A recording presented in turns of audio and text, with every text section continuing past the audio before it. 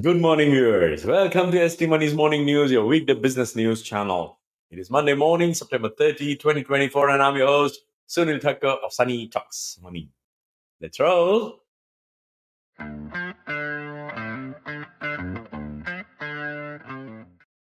The blue chip Dow Jones Index on Friday logged an all-time high for the 32nd time this year after the Federal Reserve's preferred inflation gauge showed price pressures continued cooling this month. U.S. stocks rose on Friday after cool inflation data suggested that the Federal Reserve has more room to cut interest rates. Inflation cooled in August. The Personal Consumption Expenditures Price Index, PCE, which is considered the Fed's preferred inflation measure, showed prices rose 2.2% in August from a year earlier. On the year-over-year basis, the PC index is slightly below economists' estimates of 2.3%. The closely watched core index, excluding food and energy prices, rose 2.7%.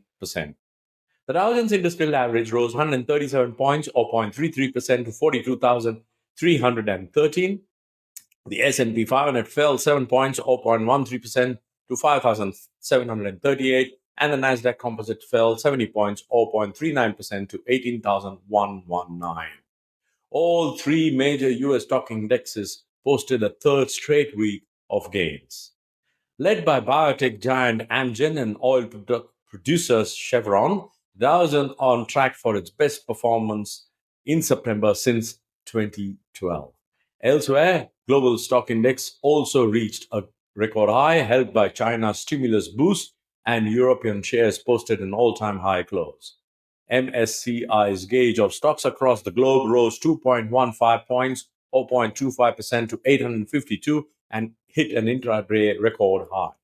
Europe's benchmark stocks 600 index closed at a record high, ending up 0.5% at 528. In China, markets rounded off a bumper week with a bang. Mainland China's CSI 300 rose 4.5% on Friday, ending the week 16% higher, its biggest weekly advance since 2008. Hong Kong's Hang Seng Index notched its largest weekly increase since 1998. U.S. listed shares of Chinese companies jumped on the latest series of stimulus measures from Beijing to boost the domestic economy. Aluminum prices in London touched a 16-week high on fund buying triggered by the latest economic stimulus measures in top metals consumer China. 10-year Treasury yields edge lower, with the 10-year yield settling at 3.751%. Gold kept climbing this week to 2,644.30 a troy ounce.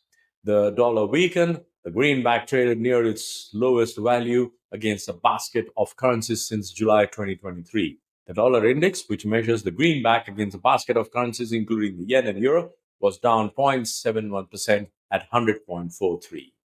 Oil prices edged higher, with the benchmark Brent crude trading at 71.98 a barrel after a sharp turn lower in recent days.